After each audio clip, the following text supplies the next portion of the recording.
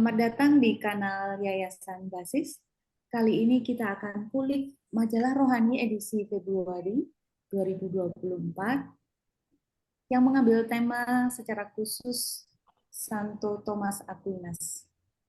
Kali ini kita akan didampingi oleh Frater Popo, koordinator majalah Rohani. Selamat datang Frater Popo, terima kasih. Terima kasih Mbak Siska, terima kasih Yayasan Basis untuk ide podcast ini ya. Terima kasih sudah mengundang. Yang kedua kita didampingi oleh Suster Konstantia OP.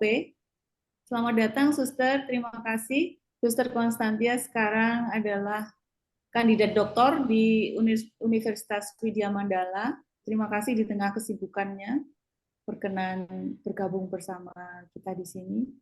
Terima kasih Suster. Terima kasih juga untuk Yayasan Basis. Terima kasih Frater Popo yang mengajak bergabung. Lalu pemantik kita kali ini adalah Mbak Kanis.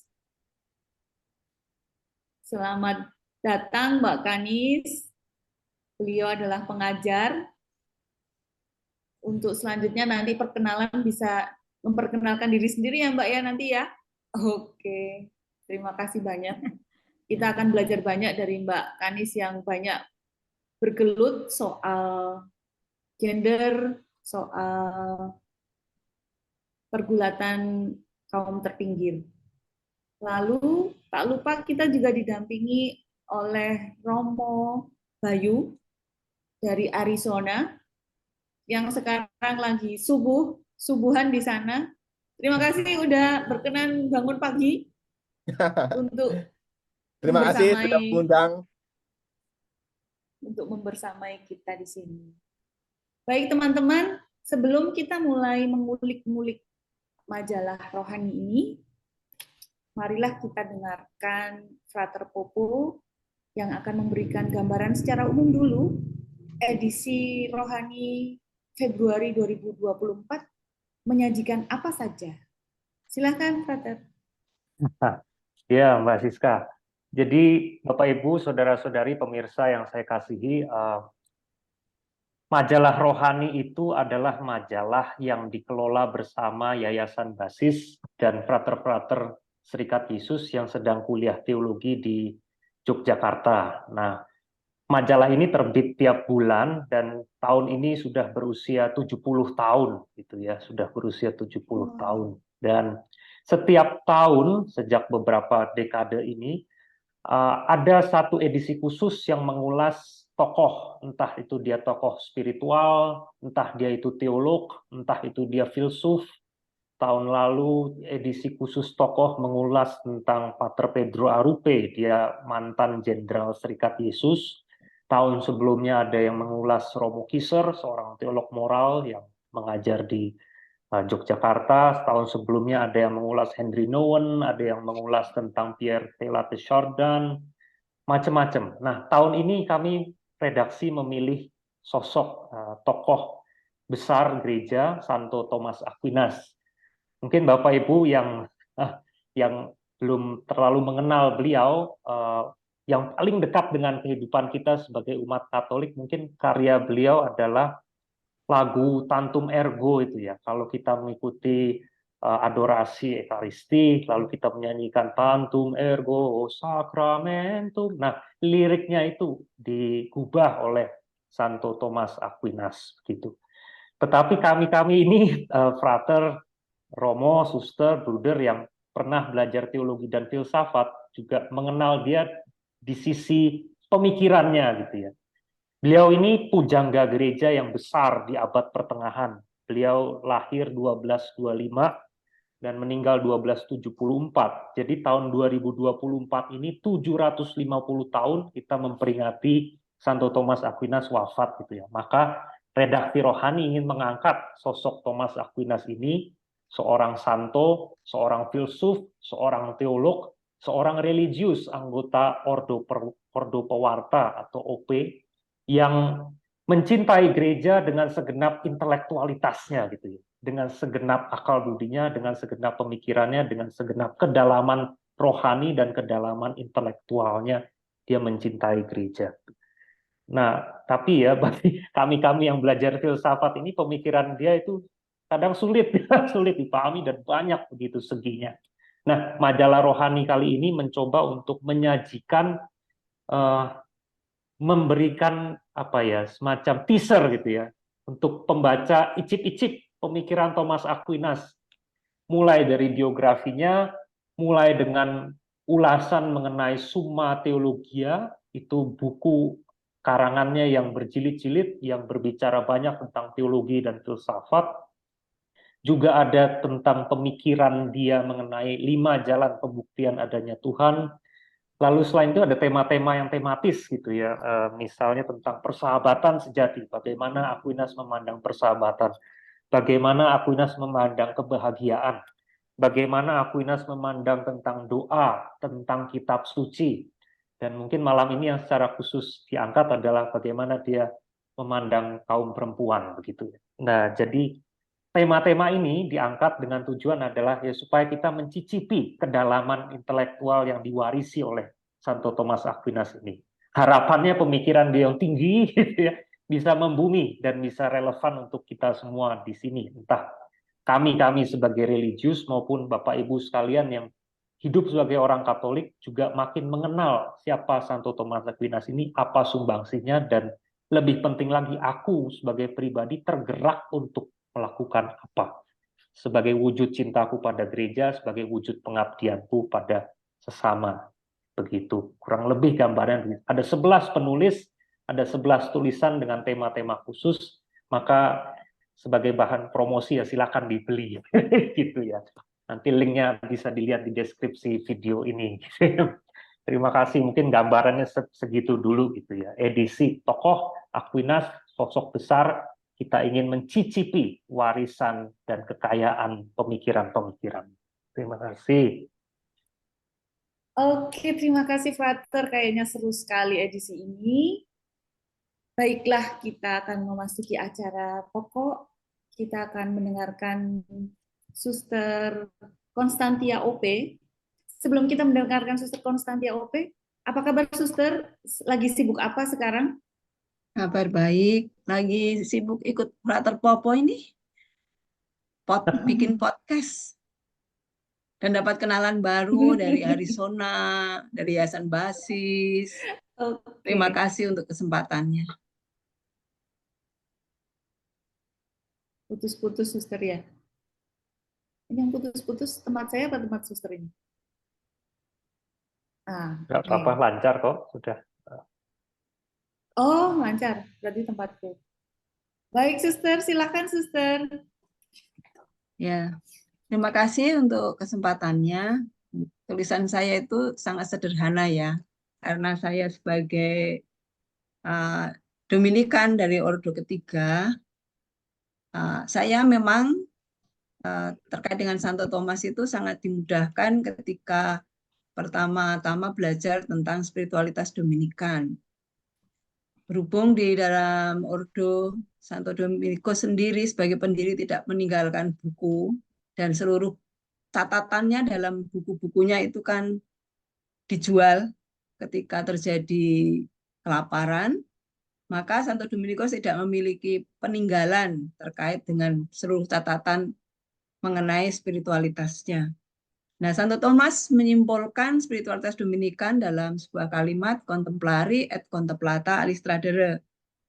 Dari situ kami para suster Ordo Ketiga dari Ordo Dominikan ini bisa memahami bahwa pewartaan itu harus didasarkan dari kedalaman kontemplasi. Maka dari situ seorang pewarta membagikan buah-buah kontemplasinya. Itu yang pertama dari apa yang bisa saya petik dari Santo Thomas yang tahun ini diperingati 750 tahun wafatnya. Kemudian yang kedua, saya sudah tua ya, jadi mau terus tergerak hati saya ini ketika menjalankan misi.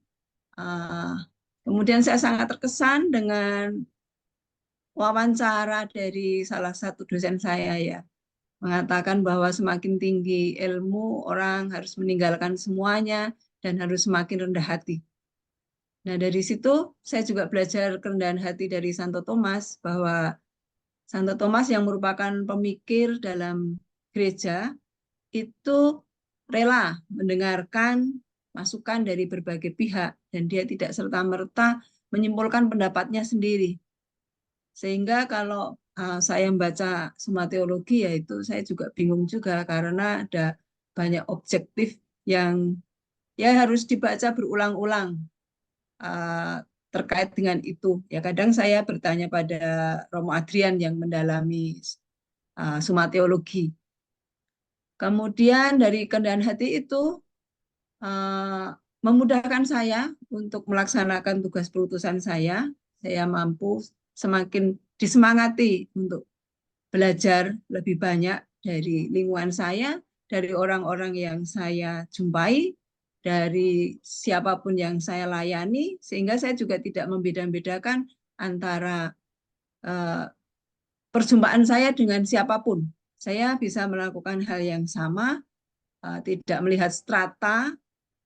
Kemudian dari sana saya juga lebih terbuka, sehingga saya juga bisa belajar keadaan yang saat ini sebagai seorang pendidik, itu bagaimana harus mendekati generasi Z, bagaimana harus melakukan metode pembelajaran dan penggunaan teknologi pada masa kini.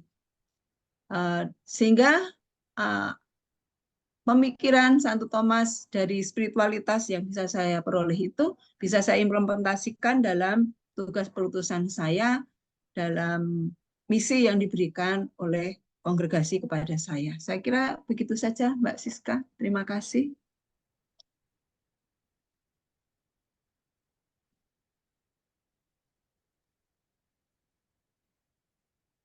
Siska mute.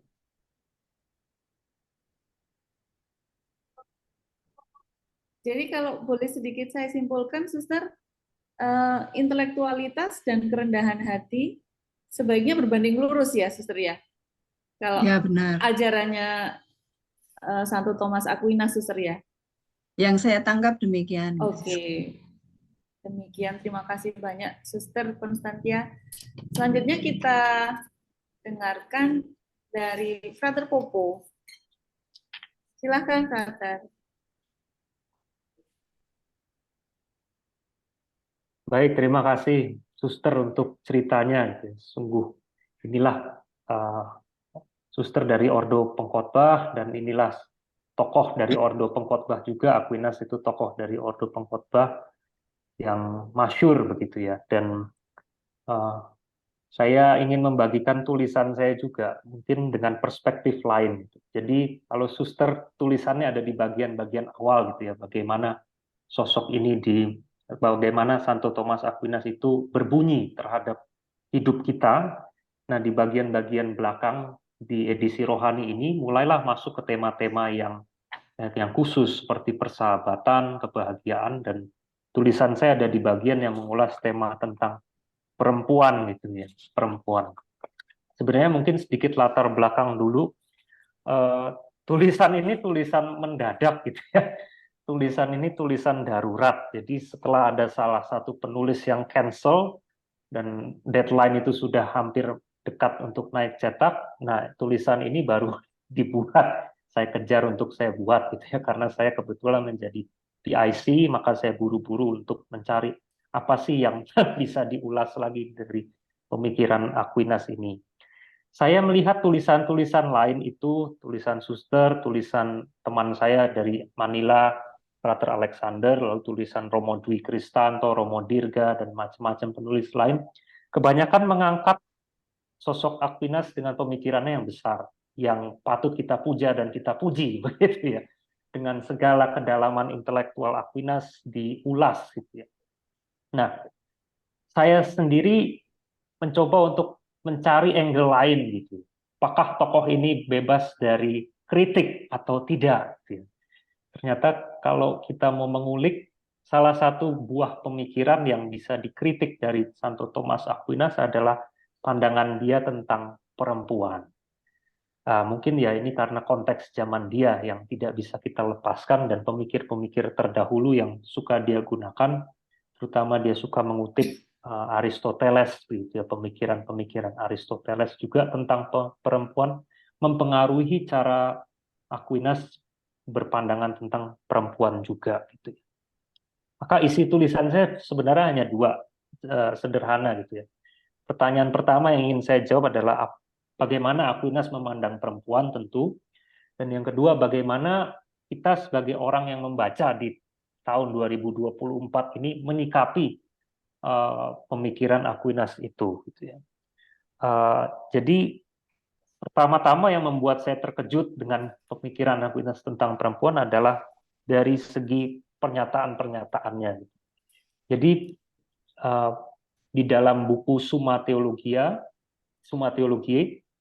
itu di bagian pertama ada beberapa pertanyaan, dan salah satu pertanyaan yang diajukan Aquinas adalah apakah perempuan itu tepat diciptakan di Taman Eden sebagai ciptaan pertama, mempertimbangkan segala kekurangannya, mempertimbangkan segala defeknya. Itu saja sudah mengundang pertanyaan begitu ya. Dari awal posisinya sudah bertanya apakah patut diciptakan begitu ya. Itu sesuatu yang bagi saya sangat provokatif untuk seorang yang kita anggap santo, seorang yang kita anggap kudus, seorang yang kita anggap suci, yang spiritualitasnya bisa kita teladani begitu ya. Tetapi dengan nada tulisan yang begitu tajam. Nah, jawaban Aquinas sebenarnya dia mengkonfirmasi bahwa ya, perempuan memang patut diciptakan saat awal di Taman Eden, tetapi dia tetap mengafirmasi sisi-sisi atau pemikiran-pemikiran tokoh sebelumnya, terutama Aristoteles, bahwa perempuan itu semacam makhluk yang lumpuh, manusia yang salah diciptakan begitu. Jadi kalau mau diulas lebih dalam, tidak ada di dalam tulisan ini, tapi kalau kita mau searching atau mau googling, Aristoteles punya pandangan bahwa sebenarnya sperma laki-laki itu tidak didesain untuk menjadi perempuan, tidak diarahkan untuk menjadi perempuan. Maka mungkin Mbak Kanis bisa mengoreksi nanti, karena Mbak Kanis mendalami feminisme lebih dalam gitu ya. Dan karena pemikiran biologis macam itu, makanya Aquinas mengikuti itu dan mengafirmasi gitu ya. Hanya dia menambahkan ya, memang secara biologis misbegotten atau jadah gitu ya, bukan yang diharapkan tercipta dari proses pembuahan gitu ya. Tetapi bagi Aquinas penciptaan perempuan terutama difungsikan atau diharapkan memenuhi menjadi sarana untuk menjadi alat untuk perkembangbiakan manusia. Maka perempuan itu perlu diciptakan untuk menjadi sarana perkembangbiakan manusia. Kurang lebih inti dari yang biologis seperti itu. Nah, selain yang biologis, yang sosiologis juga mengundang pertanyaan gitu ya. Karena secara sosiologis Aquinas juga mengikuti pendapat Aristoteles yang menempatkan perempuan di bawah subordinasi laki-laki. Aristoteles memandang bahwa tanpa subordinasi dunia ini butuh subordinasi itu. Maka laki-laki yang dengan kebijaksanaannya lebih tinggi menurut Aristoteles, dengan tingkat akal budi yang lebih tinggi, dia menjadi lebih tinggi juga daripada perempuan, dan perempuan yang berada di bawahnya subordinasi. Nah, Aquinas juga mengafirmasi itu gitu ya. Juga memakai itu. Dan bahkan itu menjadi basis dia untuk juga melihat peran perempuan yang lebih dia mengatakan bahwa ya perempuan perannya di gereja menjadi minim ya, karena dengan paradigma subordinasi itu. Mungkin suster ini bisa mengkritik di bagian ini juga gitu ya, karena misalnya dia mengulas tentang khotbah gitu. Laki-laki boleh berkhotbah secara publik, pastor gitu ya. Tetapi perempuan boleh berkhotbah secara privat begitu ya, tidak boleh di depan umum, tidak boleh di depan publik. hal lain yang tidak saya tulis tapi ada gitu tentang baptisan. Ini ada di bagian ketiga buku Summa Theologia ketika membahas sakramen-sakramen. Misalnya kalau darurat gitu ya, dalam situasi darurat perempuan boleh membaptis, iya, tetapi kalau ada orang laki-laki di situ lebih baik diberikan kepada laki-lakinya dan perempuan tidak boleh membaptis. Itu subordinasinya terlacak hingga seperti itu gitu ya, yang ada di pemikiran dia. Selain itu, itu juga mempengaruhi bagaimana mempersepsi juga habisan terhadap perempuan, ya, yang memang tidak dimungkinkan dengan konsep subordinasi ini juga. Tapi saya tidak akan bahas ke sana karena itu akan menjadi panjang sekali gitu ya. Dan juga disclaimer ya, saya bukan ahli Aquinas dan saya juga baru mulai masuk ke belajar teologi, maka ya ini juga masih secara permukaan dan secara umum saja saya ulas di dalam tulisan ini. Nah, kalau demikian ya, secara biologis merendahkan, secara sosiologis ditempatkan di posisi yang lebih rendah, lalu kita sebagai pembaca di tahun 2024 ini memandang Aquinas seperti apa? Saya melihatnya begini ya, orang-orang zaman sekarang kan mengenal yang namanya cancel culture gitu. Begitu ada pemikir, atau misalnya di Amerika yang banyak patung-patung founding father-nya diruntuhkan karena mereka menjadi pemilik budak gitu ya, lalu diseakan-akan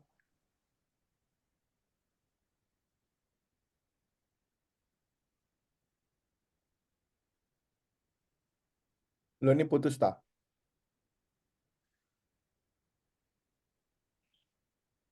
Freeze ya. Freeze kayaknya di majalah Basis. Oh iya.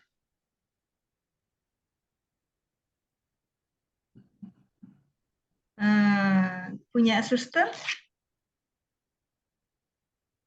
Ya, selamat malam. Oh bisa. Bisa Oke. ya. Berarti ini yang Bisa, hanya yayasan. kita bertiga ini. Mereka di kantor, tiga-tiganya tuh di kantor. Oh, oke. Oh, jadi kita yang ngomong nih. Oh, apa tadi? Oh, Frater Bayu atau Pater Bayu ya? Pater. Pater Bayu. Di New York ya, Pater? Enggak, saya di Arizona, Bu. Oh, di Arizona. Iya, di Yo, yo. kampung. Kampung di Amerika enak. Nggak kayak kampung kami di sini nih. Semuanya serba Namanya terbatas. kampung tetap aja sama aja, Bu. Lain lah. Mohon menunggu sebentar, ada kesulitan teknis. Ya tidak. Oke. Wah, lagi seru-serunya ya. Sedang apa namanya? Sedang Internetnya terganggu kah? iya, Videonya Mbak Oh. Cis. videonya. Soalnya mereka bertiga rebutan, Romo. Enggak, suster sendiri-sendiri kok, suster. Sendiri-sendiri. Pak Anang pakai itu. Iya. Oh, belum ada kabarnya. Oke, sembari menunggu kabar dari Frater Popo, Mbak Kanis mungkin mau mulai memberikan tanggapan? Oh, iya. Ini kan nanti diedit juga toh ya? Iya, Iya, iya. nanti diedit. Ya, biar nggak bingung. Apa Prater? Saya ini kebiasaan di sini nih ngomongnya Pater. Prater Popo itu kan menyampaikan apa? Satu hal yang memang tidak banyak dibicarakan ya, terutama kita di sini tentang bagaimana Aquinas melihat perempuan begitu. Dan apa? Karena kan orang banyak lebih melihat dia sebagai Bapak Gereja yang luar biasa besar begitu dan sangat sangat kompleks juga ya kalau melihat seorang Thomas Aquinas begitu. Jadi bagaimana suster juga melihat dia dari sisi pendoa, pewarta yang seimbang begitu ya dengan doanya begitu. Dan itu kan juga apa ya, cara pandang perempuan itu kan cenderung bagaimana doa itu menjadi kehidupan yang terus menerus, keseharian yang saya tangkap. Tapi tadi Frater Popo juga menyampaikan sesuatu yang menarik itu, yang ketika kita melihat Thomas Aquinas itu kita tidak boleh melupakan konteksnya dia, zamannya dia begitu ya. 700-800 tahun yang lalu begitu, kita melihat bagaimana perempuan diposisikan begitu ya, gereja yang sangat patriarki, heteronormatif begitu, dan perempuan tidak banyak ruangnya begitu ya. Walaupun di sisi lain menarik sebenarnya, yang juga perlu dilihat itu adalah, dan saya agak tidak bertanya-tanya, karena di dalam Alkitab sendiri itu kan banyak juga tokoh perempuan begitu. Tapi entah kenapa para ahli teolog di abad pertengahan itu tidak membaca perempuan dalam pandangan yang memang sangat maju begitu. Nah, karena memang juga kalau kita melihatnya yang sekarang, gerakan-gerakan perempuan itu kan mulainya itu kan dari abad ke-18 begitu misalnya. Atau kita misalnya melihat Joan of Arc di dalam gereja Katolik. Itu kan dia juga hidup di abad ke-15 begitu ya.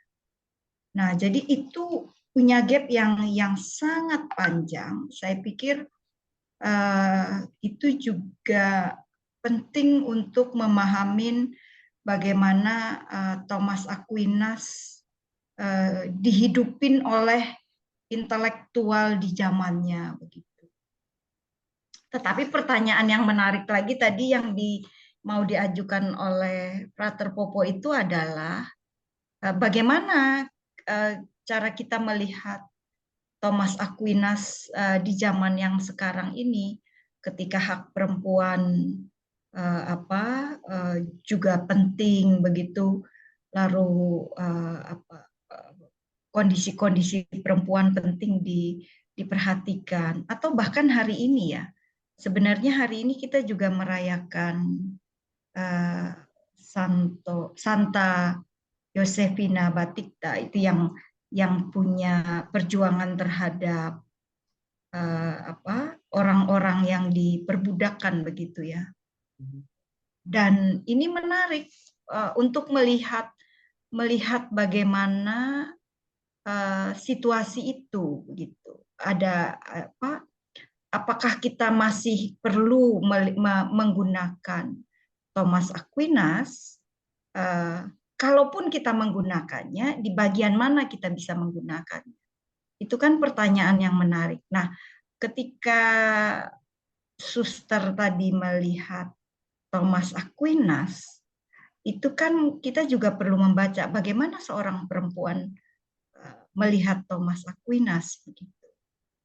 Nah, yang menarik yang dilihat Suster itu adalah Thomas Aquinas yang pendoa begitu. Saya tidak tahu entah kenapa misalnya Suster tidak melihat apa yang dilihat oleh Frater Popo gitu. Nah, itu kan menarik. Jadi ada apa juga dengan pemahaman yang selama ini disampaikan tentang Thomas Aquinas. Kalau saya itu kan suka melihat hal yang paling keseharian orang itu. Karena keseharian orang itu kan sebenarnya kan tidak lepas dari pengetahuannya. Nah, kalau kita melihat bahwa perempuan itu juga punya posisi yang sebenarnya luar biasa dari dulu sampai sekarang begitu. Bagaimana seorang ibu itu berjuang sungguh untuk melindungi keluarganya, untuk melindungi anak-anaknya begitu. Tetapi kenapa pengetahuan itu tidak diakuin begitu sebagai sesuatu yang setara, misalnya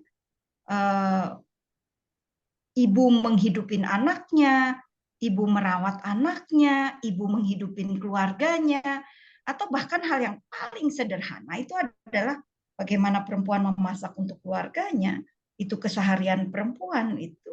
Bagaimana itu tidak bisa dilihat bahwa perempuan punya kontribusi begitu kan. Lalu pertanyaan berikutnya, ini kan artinya kan ada wilayah yang sangat pengakuan bahwa wilayah domestik itu tidak menjadi penting, itu menjadi sebuah kritik yang luar biasa juga begitu untuk zaman itu ya, untuk zaman itu. Ketika misalnya tadi Frater Popo juga sampaikan bahwa ketika perempuan di publik atau bahkan ketika perempuan ada di publik, ketika dia harus membaptis, lalu kemudian di situ ada laki-laki, maka perempuan tidak boleh ada di situ, tidak boleh melakukan hal itu. Nah, ini pikiran yang nakal ya. Misalnya perempuan itu jauh lebih memahamin tentang hal-hal yang berkaitan dengan keagamaan begitu. Apakah hanya karena ketubuhan itu lalu membuat dia betul-betul menjadi tidak pantas?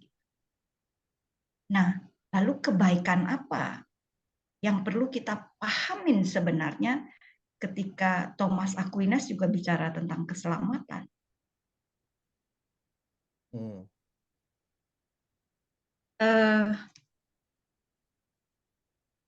Itu Mbak Siska, supaya tidak sangat panjang sekali nanti. Iya. Saya jadi kemana-mana. Makin seru dinamika perbincangan kita sekarang. Selamat datang, Frater Popo. Terima kasih Mbak Kanis untuk tanggapannya yang semakin mempertajam polemik yang sudah dilempar oleh Frater Popo. Akan kita kembali ke Frater Popo. Bagaimana Frater Popo? Silakan. Iya, baik. Terima kasih. Maaf saya terputus internetnya. Terima kasih Mbak Kanis untuk catatan-catatan kritisnya. Gitu. Dan saya pribadi juga masih bertanya-tanya hal yang sama. Gitu. Hanya tadi sebelum terputus saya hanya mau mengatakan bahwa hanya karena nilai setitik tidak berarti bahwa pemikiran-pemikiran Aquinas yang lain itu menjadi rusak begitu ya. Tidak perlu, tetap perlu kita ulas dan perlu kita pelajari begitu ya. Mungkin salah satu hal yang perlu kita tekankan bersama-sama atau sepakati bersama-sama terlebih dahulu adalah bahwa pemikiran seorang teolog itu kan tidak otomatis menjadi ajaran resmi gereja begitu ya. Pemikiran seorang teolog itu tidak otomatis menjadi sikap gereja terhadap suatu isu. Gitu ya. Mungkin pada waktu itu iya, tapi gereja jauh lebih besar dan melampaui teolog-teolog yang pernah ada. Begitu. Maka ya saya juga agak heran apakah waktu itu ketika mereka mengatakan, saya nggak tahu mulai sejak kapan gereja dianggap sebagai ibu begitu ya, mater ecclesia gitu ya. Mulai sejak kapan itu gereja dianggap sebagai ibu? Apakah mungkin juga sejak abad pertengahan? Dan juga kalau kita mengulas pemikiran Aquinas lain tentang Maria misalnya, dia juga menjadi salah satu pelopor ya pemikiran-pemikiran yang otentik tentang Maria, misalnya yang kita kenal sekarang dikandung tanpa noda. Nah, Aquinas juga menjadi salah satu orang yang mempelopori hal pemikiran itu. Lalu juga mungkin salah satu kontribusi yang diulas oleh teolog-teolog yang mau merehabilitasi Aquinas zaman sekarang adalah dengan mengatakan bahwa kendati pemikiran Aquinas itu mengafirmasi biologi Aristoteles, mengafirmasi sosiologinya Aristoteles yang merendahkan, tetapi di sisi lain kita bisa berhutang pada Aquinas karena dia mengatakan kendati berada di dalam subordinasi, perempuan tetap adalah citra Allah dan bukan citra Adam. Kendati diciptakan dari tulang rusuk Adam, menurut Aquinas perempuan bukan citra Adam tetapi tetap citra Allah. Nah, dari pintu masuk itulah para teolog-teolog yang rada-rada kontemporer mencoba merehabilitasi pemikiran tentang Aquinas itu. Saya setuju gitu ya, kalau dari pemikiran biologis dan kebertubuhan ya mungkin ketidakpantasan perempuan atau perempuan dianggap sebagai pintu dosa gitu ya, itu sulit dihilangkan juga gitu. Entah di abad pertengahan, entah mungkin sampai sekarang orang-orang yang masih puritan begitu ya. Tapi dari pihak gereja sendiri saya rasa juga sudah mulai ada perubahan-perubahan yang cukup signifikan begitu ya. Terutama dengan sinode yang terakhir yang mulai terbuka lagi untuk isu penahbisan perempuan terutama. Atau bahkan mengundang 57 perempuan atau 54 ya saya lupa. 50-an perempuan untuk hadir di sinode uskup dan memiliki hak voting itu sudah menunjukkan suatu langkah yang luar biasa untuk gereja yang patriarki ini. Hanya kita ya sebagai pembaca Aquinas 2024, saya tulis di tulisan saya juga perlu berkontribusi untuk apa ya? Untuk tetap kritis dengan pemikiran-pemikiran entah itu teologi, entah itu filsafat, entah itu pemikiran-pemikiran yang masih mengandung bias laki-laki gitu ya, masih berpihak pada laki-laki. Dan kita sebagai orang awam dan kaum religius di abad 21 di tahun 2024 dan ke depannya, saya rasa punya tugas penting untuk membantu gereja yang selama berabad-abad, terutama ketika abad pertengahan, dicengkram atau dikuasai oleh bias laki-laki untuk semakin menunjukkan wajah yang ya memang menjadi ibu yang merangkul semua anaknya, entah dia itu laki-laki, entah itu perempuan. Dan mungkin sampai di situ dulu. Mungkin malah saya penasaran, Suster mendengar sisi pemikiran Aquinas yang kontroversial ini punya pendapat bagaimana juga gitu. Saya juga penasaran. Terima kasih. Silakan, Suster. Berhenti dulu. Nah, ya terima kasih Frater. Ya waktu saya baca tulisan Frater ya, bukan saya tidak berpikir ya. Saya berpikir hanya saja saya belum mendalami tentang apa namanya tulisan Santo Thomas ya. Karena dalam kehidupan saya, tugas saya kan kaitannya sangat jauh ya. Tapi kalau dalam hidup rohani saya itu sangat dimungkinkan. Nah, saya pemahamannya mungkin karena kurang Jawa jadi agak-agak ada nerimonya gitu ya. Atau karena dalam konteks kerendahan hati ya, masih saya pertanyakan, saya pemahamannya ya karena gereja itu kan sangat laki-laki. Ketika gereja menempatkan atau Santo Thomas di sini menempatkan perempuan sebagai citra Allah, ya sudah bersyukur sekali kan. Kemudian tentang penahbisan perempuan, tentang partisipasi perempuan, pada kenyataannya kan mungkin pada abad-abad yang akan datang itu akan terjadi. Tapi pada kenyataannya selama ini bukan berarti perempuan tidak berperan serta, bahkan ketika Tuhan Yesus menderita di salib kan perempuan berperan serta di sana. Kemudian ketika perjalanan ke Golgota, perempuan di sana. Ketika Tuhan Yesus berkarya, perempuan di sana. Tapi seperti yang dikatakan Mbak Kanis tadi, para tokoh di gereja kita belum memandang perempuan sebagai ya sosok yang yang sebetulnya dari gereja perdana itu sudah terlibat. Bahkan ketika zamannya Santo Paulus kan ada diakon perempuan, tapi entah kenapa menjadi pemikiran gereja itu fokus kepada laki-laki. Jadi walaupun gereja itu maharahim, tetapi entah rahimnya itu rahim perempuan atau rahim laki-laki kan begitu. Jadi saya sebagai suster Dominikanes ya, ketika itu sudah diputuskan atau diajarkan oleh gereja ya biasanya nerima ya nerima.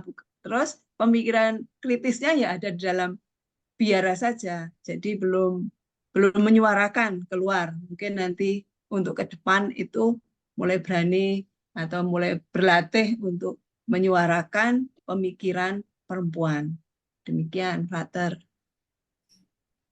Terima kasih banyak, Suster. Kita langsung melangkah ke Romo Bayu. Nggak sabar ini kita dengar bagaimana perspektif tanggapan Romo Bayu. Silakan, Romo. Ya, cerita dulu ya sedikit. Jadi di rumah kami ini, saya kan tinggalnya di Vatikan Observatory, rumah para astronomnya Jesuit. Satu-satunya bukan astronom saya. Saya cuma lihat awan, ya, perakiraan cuaca seperti itu. Nggak lihat bintang-bintang. Kami bertetangga dengan paroki Dominikan. Jadi sering kami diajak untuk, bukan diajak, maksudnya diminta untuk membantu misa, pengakuan dosa kayak gitu ya. Ada Romo Dominikan. Juga ada suster-suster Dominikan juga di situ. Selain itu juga kami bertetangga dengan Fransiskan. Jadi di sini tuh di Kota Tuson tuh ada Fransiskan, Lengkap ada ya. Dominikan, ada Yesuit. Jadi ini biasanya bermusuhan tapi kita bersahabat di sini. Ada Nah, Benediktinnya juga. yang paling ada Benediktin juga. Nah, yang menarik bagi saya ya, hidup dengan para Dominikan itu. Ini kan ordo udah lebih tua daripada Yesuit ya. Jadi ratusan tahun lebih tua daripada Yesuit. Dan yang saya sungguh-sungguh merasa apa ya, lucu bagi saya adalah meskipun kami ini para Yesuit ini bekerja di astronomi sudah sejak abad 16 ya. Tapi yang menjadi pelindung para saintis, para ilmuwan itu adalah Dominikan, bukan Yesuit. Iya. Jadi nggak tahu apa suster tahu atau enggak. Jadi patron saint Santo pelindung para ilmuwan itu adalah Santo Albertus Albertus Agung. Agung. Ya, Santo Albertus Agung. Itu apa namanya? Pelindung Gurunya para Santo Thomas. ya, pelindung Santo Thomas. Ya mungkin ya karena udah lebih tua toh, mereka udah belajar lebih dulu, ya kan? Walaupun mereka bukan astronom ya zaman dulu ya ahli ilmu apa sih falak atau apa. Nah itu ya udahlah jadi santonya para saintis ya, bukan Yesuit. Jadi Yesuit kami nggak punya santo untuk para saintis. Nah itu hanya apa namanya sedikit cerita. Nanti Nah Santo Bayu.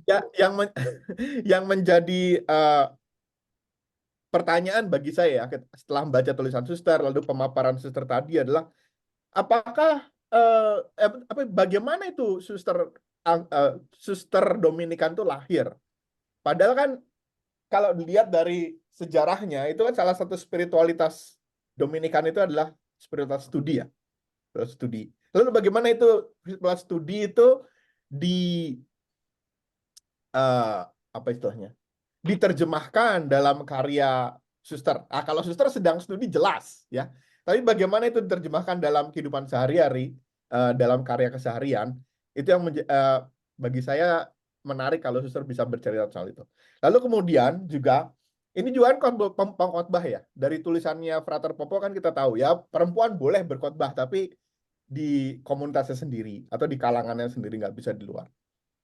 Lalu bagaimana juga ini diterjemahkan dalam kehidupan suster. Jadi kan suster-suster itu kan nggak berkhotbah seperti para Romo Dominikan kan. Oh, Romo Dominikan top khotbahnya. Saya akui jempol pokoknya lah. Kalah Yesuit khotbah. Lalu gimana itu diterjemahkan dalam spiritualitas para suster itu.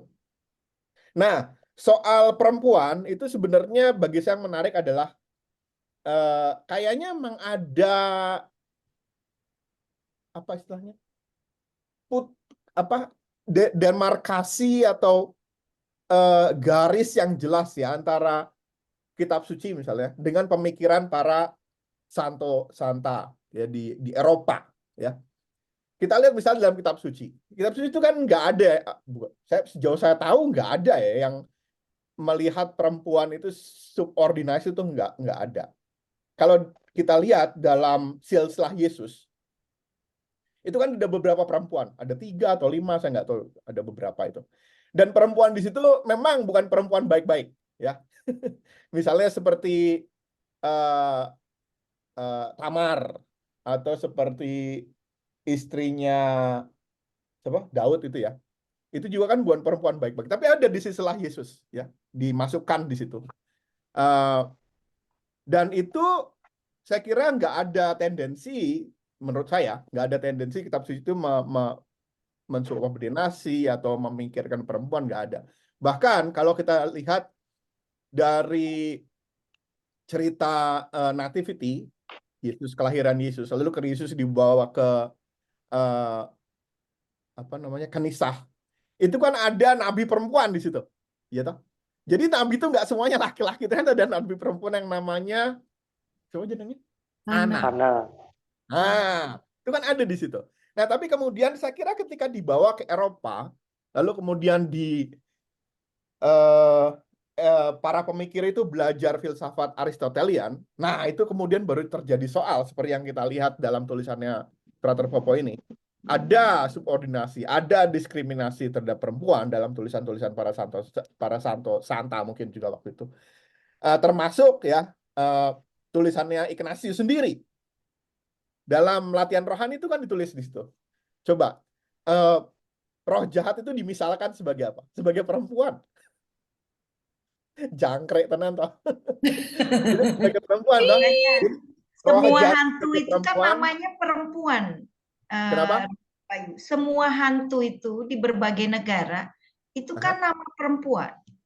Oh iya tak? Di negara kita itu semua nama hantu itu kan perempuan itu. Susana. Kuntilanak. Iya, kuntilanak, dan selalu penggambarannya perempuan kan? Betul. Itu jadi apa ya? Ya itu apa ya? Yang masih belum hilang tuh. Iya betul, saya nggak menyadari itu. Betul itu Bu. Wewe Gombel itu juga perempuan. Iya. Betul. Ya, maka itu memang kayaknya ada demarkasi di situ ya. Jadi pemisahannya jelas antara spiritualitas kitab suci yang aslinya di tanah Arab sana, di Middle East, dengan yang berkembang di Eropa. Yang di Eropa ya karena Aristotelian itu, jadi akhirnya seperti yang kita dapatkan sekarang. Nah, tapi kemudian kan bagaimana ini mau dibaca ya? Ini kan PR-nya kita toh, mau dibaca zaman sekarang tuh gimana mau dibaca ini? Apakah jangan dibaca? Atau ya sudah itu ya memang ada seperti itu sebagai artefak. Ya, kita nggak usah dibaca, tapi itu dibaca sebagai itu artefak zaman dulu, kita nggak perlu lagi menerjemahkan, karena memang dimaksudkan seperti itu. Atau memang ada pembacaan lain. Sehingga ya yang seperti itu ya tetap kita baca, tetap kita maknai, tapi secara lain, dan ada hal lain yang bisa kita timba di situ. Itu sih dari saya sendiri. Itu dulu. Terima kasih Romo. Suster mungkin ingin berkenan menanggapi pertanyaannya Romo tadi itu. Ada dua pertanyaan. Bagaimana spiritualitas studi? Ya, terima kasih Romo. Ya benar ya, memang salah satu pilar dalam spiritualitas kami itu adalah studi. Nah, memang kongregasi kami di Indonesia, kongregasi kami kan sudah mandiri dari tahun 1987. Itu belum seperti kongregasi-kongregasi di luar negeri yang wajib menyekolahkan setiap suster itu harus lulus teologi. Tapi di sini kami sekarang ini sedang mengusahakan semua suster itu kuliah S1. Itu yang sedang diusahakan. Kemudian sudah banyak suster yang dikuliahkan S2. Nah, kemudian dalam perjalanan kongregasi kami menghayati yang semangat studi itu, bahwa studi itu bukan pertama-tama, karena kami ordo ketiga ya, bukan pertama-tama dalam studi formal, tetapi juga studi dalam kehidupan sehari-hari.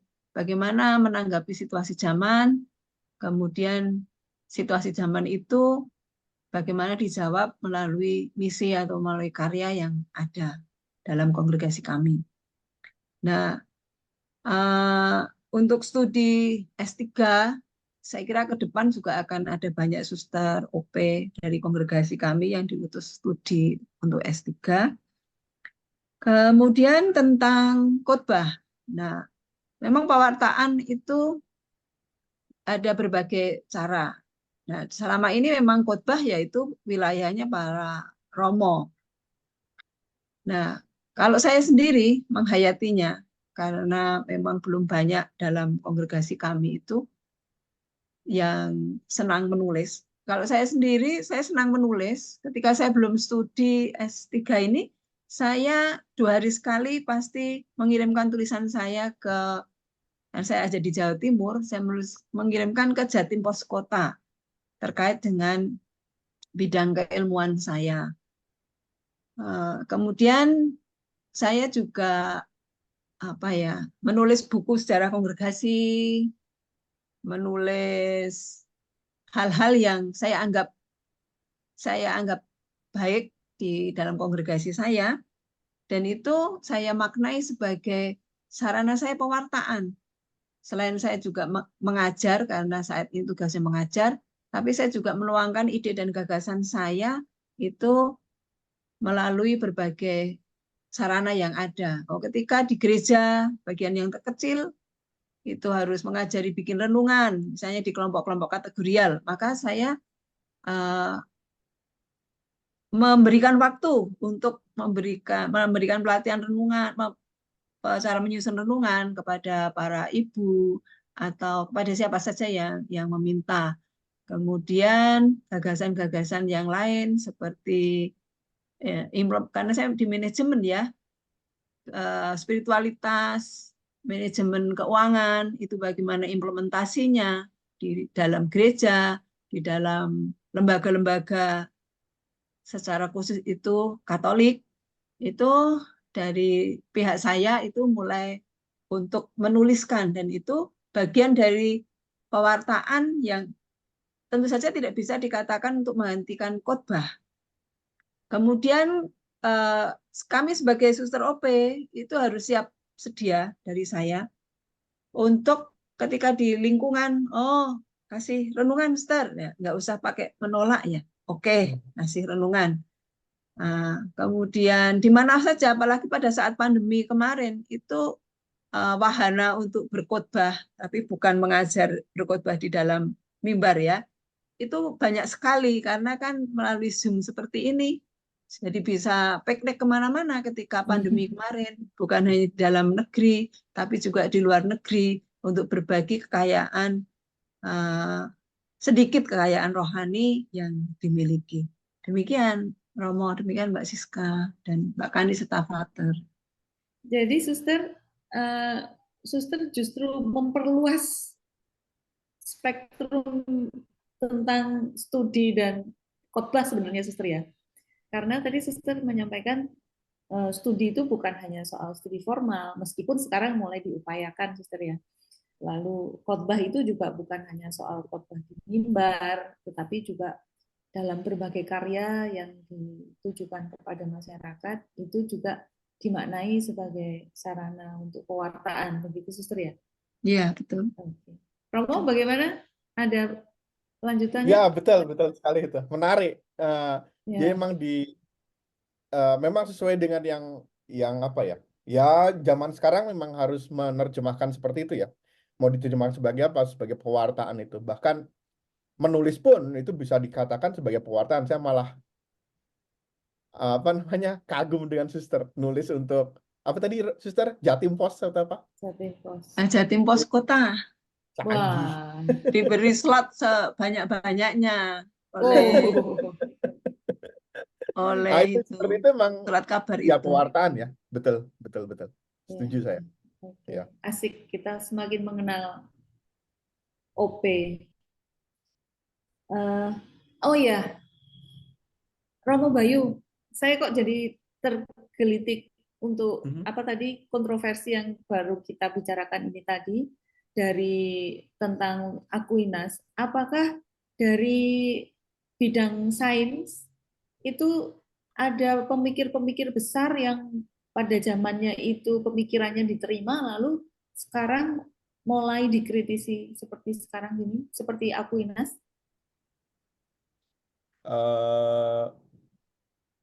Maksudnya pemikir pemikir religius atau awam? Enggak, saintis, Iya, saintis para religius ilmuwan. atau awam? Ilmuwan. Pada Ilmuwan. umumnya. Pada umumnya.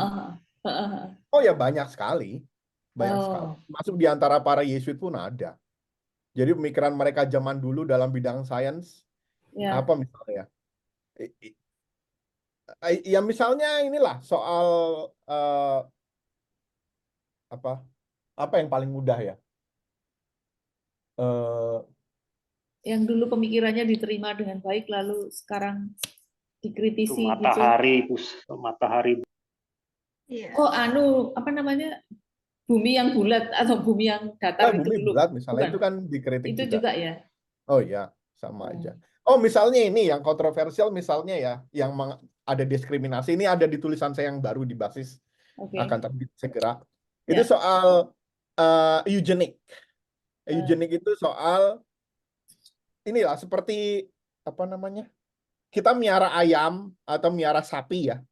Itu kan kita pengen yang gennya paling baik, yang bisa menghasilkan susu yang banyak, menghasilkan daging yang berlimpah, ya toh. Maka ada crossbreeding, terus ada misalnya kalau dalam tanaman dicangkok dan semacamnya, sehingga nanti menghasilkan keturunan yang baik sesuai dengan apa yang kita harapkan, ya, menguntungkan. Oke. Nah ini pada abad 20 itu ada beberapa pemikir ahli biologi dan ahli fisika beberapa itu memikirkan, oh bagaimana kalau kita mengaplikasikan ini cara crossbreeding ini kepada manusia. Jadi manusia-manusia yang cacat ya, yang tidak baik itu nggak usah punya keturunan. Nah, yang punya keturunan ini orang-orang yang baik secara fisik, orang-orang yang baik secara mental, sehingga nanti generasi mendatang yang diturunkan itu generasi-generasi yang bagus, yang cerdas, yang ganteng, yang cantik dan semacamnya. Dan itu ada konsep ada definisinya. Jadi konsep cantik itu seperti apa, konsep ganteng seperti apa, pandai itu seperti apa. Nah, supaya generasi mendatang itu baik. Ini di awal abad 20 ada seperti itu, bahkan diimplementasikan di sini di Amerika Serikat. Sehingga ada sekitar 60 ribuan orang di Amerika Serikat itu dikastrasi atau dibuat nggak steril sehingga mereka nggak bisa punya keturunan. Lalu juga Nazi Jerman itu malah lebih ngeri lagi karena mereka memang mendukung supaya orang-orang itu nikah dengan orang-orang Arya ya, nggak boleh dengan orang di luar bangsa Arya. Itu supaya mendapatkan keturunan yang baik, yang orang kulit putih, tinggi, pandai dan semacamnya. Nah, pemikiran sebenarnya diterima pada saat itu. Ini baru abad 20 kemarin loh ini. Lalu kemudian ya ini orang-orang terus berpikir, ini kayak gini gila karena kita dianggap seperti hewan gitu untuk eugenics ini, sistem eugenics. Nah, akhirnya banyak ilmuwan yang menolak sehingga eugenics ini habis pada pertengahan abad 20, sudah tidak ada lagi yang mendukung. Bahkan beberapa ilmuwan yang tercatat namanya pendukung itu namanya jadi jelek. Iya, misalnya kayak gitu. Ya, oke. Terima kasih Romo sharingnya. Kita udah kurang lebih 1 jam ini. Frater Bobo mungkin mau merisum sedikit mengenai perbincangan kita malam ini? Iya, tadi Romo Bayu menyinggung kitab suci ya. Tapi saya rasa itu bidangnya Mbak Kanis. Mungkin Mbak Kanis bisa memberi highlight tertentu tentang Saya ini bukan ahli kitab ini bukan ahli kitab suci atau teologian begitu ya. Tapi yang saya perhatikan tuh begini, di dalam kitab suci itu kan sebenarnya ada banyak cerita perempuan yang hebat, entah itu di Perjanjian Lama ataupun di Perjanjian Baru. Nah, tetapi yang digambarkan terus-menerus oleh gereja tentang perempuan itu kan selalu perempuan yang suci, yang baik-baik dalam tanda begitu. Maka dia menjadi simbol ideal begitu. Nah, turunan dari fantasi tentang perempuan ideal yang baik, yang suci dan seterusnya itu kan lalu secara tidak kita sadarin itu kan menjadi memori kolektif bagaimana bahkan perempuan sendiri pun kadang-kadang melakukan peminggiran terhadap perempuan-perempuan yang lalu tidak dianggap baik dan suci itu begitu. Nah, tetapi di sisi lain gambaran perempuan yang seperti ini pun juga mulai menjadi mendapatkan perlawanan-perlawanan kan ketika gerakan-gerakan perempuan itu menjadi semakin masif begitu ya, menjadi semakin masif, menyebar di mana-mana dan menjadi pengetahuan bahkan di sekolah-sekolah dasar. Itu buat saya yang justru menarik. Nah, abad pertengahan itu selalu wacana tentang perempuan itu selalu bicara yang baik-baik, yang selalu gambaran suci itu. Tapi di sisi lain perempuan itu juga digambarkan sebagai penggoda dan lain sebagainya, yang tadi kita bicara tentang bagaimana hantu dan setan itu selalu dengan nama-nama perempuan. Dan yang menarik itu sebenarnya bukan hanya di gereja menurut saya ya, tetapi di dalam tradisi-tradisi yang lain juga begitu. Nah, artinya gereja sendiri pun juga dipengaruhi oleh hal-hal di luar itu. Itu mungkin dari saya. Iya. Begitu. Ada highlights dari Suster? Mungkin saya lanjut sedikit tentang Oh iya, oke. tadi. Ya, saya juga sebenarnya penasaran begitu ya. Tadi Romo Bayu itu mengangkat tentang Ignatius yang juga punya jejak-jejak misoginisnya begitu ya di dalam pemikirannya. Saya ini mungkin jadi PR untuk riset lebih lanjut. Apakah Aquinas itu punya relasi dengan perempuan-perempuan begitu ya? Karena dalam kisah panggilan saja kelihatan banget orang ini suci gitu ya. Jadi pandangan terhadap perempuan juga tidak terlalu baik. Teman saya yang menulis di tulisan awal tentang sketsa biografinya itu mengangkat kisah Aquinas yang sebelum masuk ke dalam Ordo Pewarta itu disekap oleh orang tuanya, lalu digoda, diberi orang tuanya menyewa pelacur untuk menggoda dia dan seterusnya. Mungkin itu juga bisa memberikan kita gambaran sikap dia terhadap perempuan, atau mungkin relasi dia dengan ibunya juga yang begitu keras terhadap putusannya untuk masuk Ordo Pewarta ketimbang masuk ke Ordo Benediktin begitu. Mungkin itu juga saya nggak tahu, itu mungkin bisa jadi bahan riset lebih lanjut. Tapi kalau melihat Ignatius gitu ya, saya kok ya kendati dia itu menulis tentang perempuan itu roh jahat, tapi kalau kita per se gitu, kita membedakan tulisan dia daripada sikap dia terhadap perempuan di dalam kehidupannya, kok ya kelihatannya beda sekali gitu ya. Betul, Sikap ya dia memang terhadap, beda sekali. Setuju iya, saya. sikap dia terhadap perempuan itu kan sangat-sangat lembut, menjadi pembimbing rohani yang mendengarkan, bahkan karya-karya sosial itu juga awal-awal rumah Santa Marta didirikan Ignatius untuk juga para pelacur yang mau dibantu move on dari hidup yang melacur begitu ya.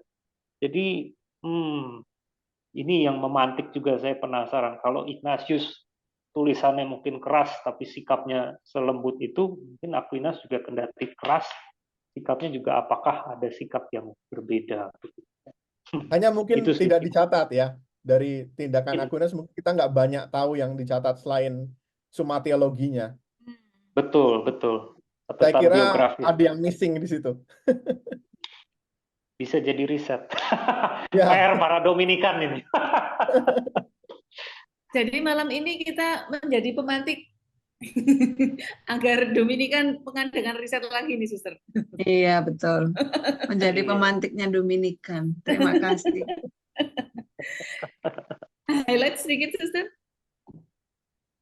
Ya, terima kasih untuk kesempatan berbagi pengalaman dan menerima pengalaman rohani dari Ibu dan Romo dan Frater dan terima kasih untuk pemantiknya sehingga kami juga semakin kritis terhadap pemikiran Aquinas, karena salah satu kelemahan mungkin ya kami belum terlampau kritis terhadap pemikiran Santo Thomas Aquinas.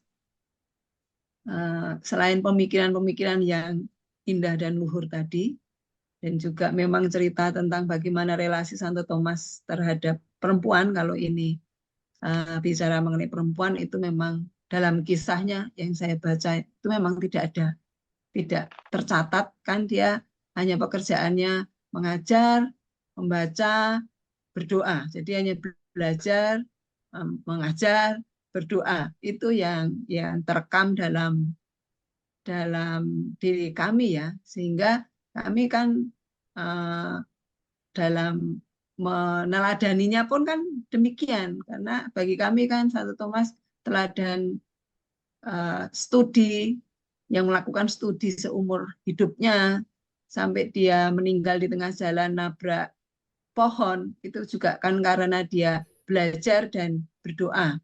Karena meninggalnya Santo Thomas kan dalam sebuah kecelakaan menurut saya itu, karena nabrak pohon.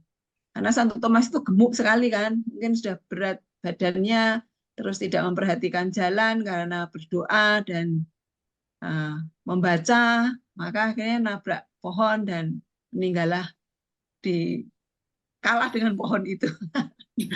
Demikian. Tapi sungguh suatu inspirasi yang sangat baik yang bisa kami terima dan kami bisa diskusikan dalam kalangan kami.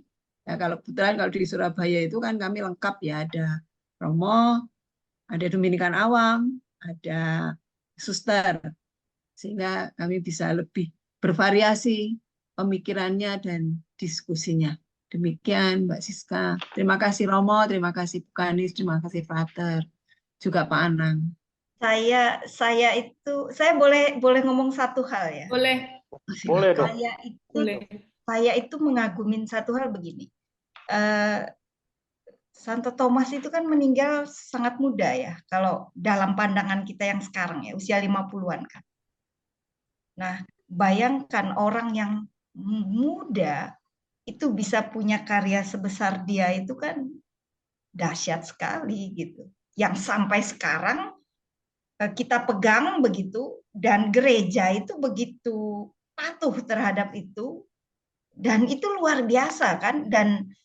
Dan di zaman yang sekarang bukan berarti tidak ada orang yang hebat juga begitu, tapi artinya kekuatan pengaruh seorang Santo Thomas Aquinas dengan apa ya, dengan usia dan zaman itu buat saya apa ya, dahsyat. Itu yang luar biasa buat saya. Saya tidak membayangkan bagaimana dia di usia misalnya 15 tahun begitu ya. Lalu dan Summa Theologi itu kan tebalnya itu kan luar biasa itu. Dan Summa Theologian, wah itu saya nggak kebayang itu. Artinya betul itu hidup. Mungkin berdoa, membaca, menulis, hanya itu saja begitu. Ketika dia sudah ada di biara itu begitu. Jadi misteri banget itu kehidupan yang lainnya itu. Iya.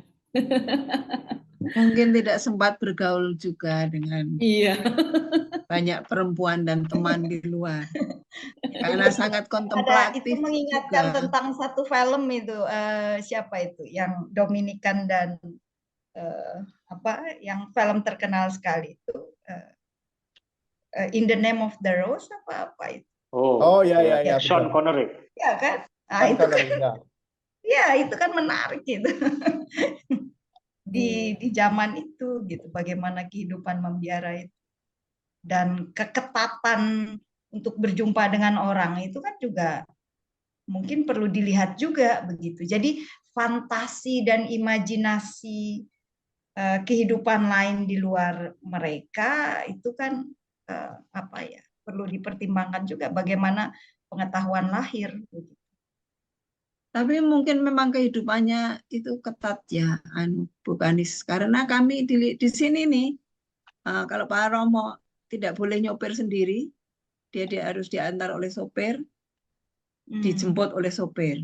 Kami para suster juga nggak boleh untuk melindungi kehidupan rohani. Kami, Pak Romo strik sekali. Harus diantar nggak boleh nyetir, nggak boleh nyetir sendiri. bisa nyoper tapi nggak boleh setir sendiri. Wow. Oh ya? Maksudnya harus ada yang menemani begitu, suster ya? Ya ini sebagai sarana komunitas karena kan hidup Ya. kami itu kan dalam komunitas ya. Sebagai sarana komunitas untuk melindungi anggotanya dari berbagai macam godaan.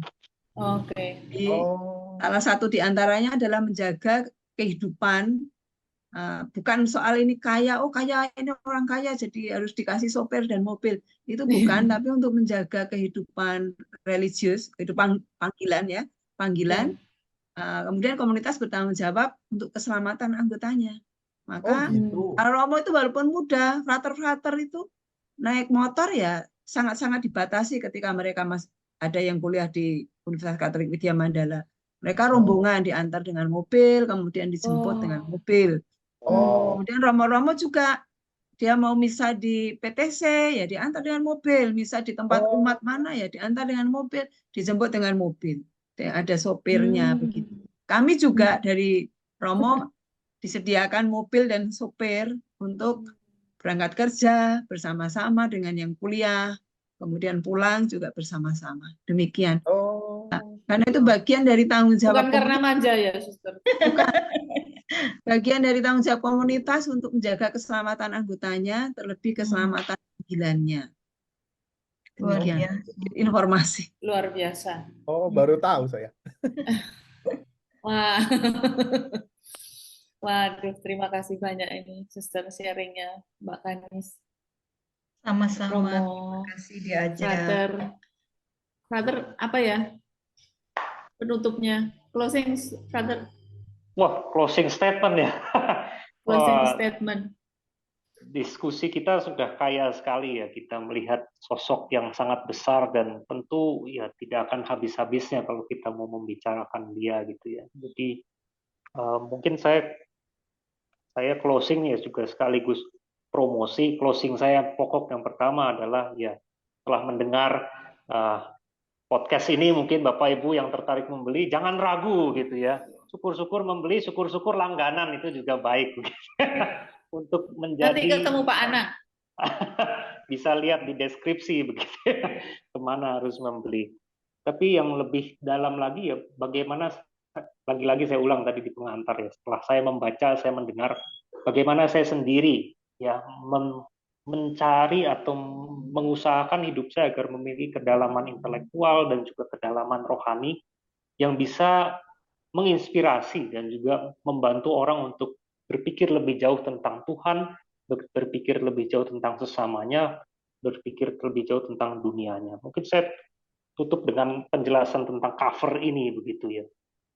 Cover ini itu lukisan sosok Santo Thomas Aquinas yang dilukis di Peru, di kota yang namanya Cusco. Cusco itu kota di atas gunung, 3.000 meter ke atas begitu ya.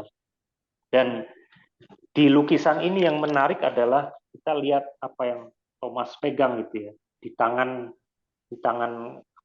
kanannya ada pena, di tangan kirinya ada gereja, dan di bawah gereja itu ada buku Summa Theologia. Di pusat hatinya ada sakramen Maha Kudus. Kiranya ini yang kami harap dengan orang mengenal atau membaca Thomas Aquinas atau membaca ide-idenya yang disederhanakan melalui majalah rohani, kita juga bisa menjadi pribadi yang semacam itu gitu ya. Mencintai gereja dengan segenap akal budi, dengan segenap hati, dan dengan segenap karya-karya kita gitu.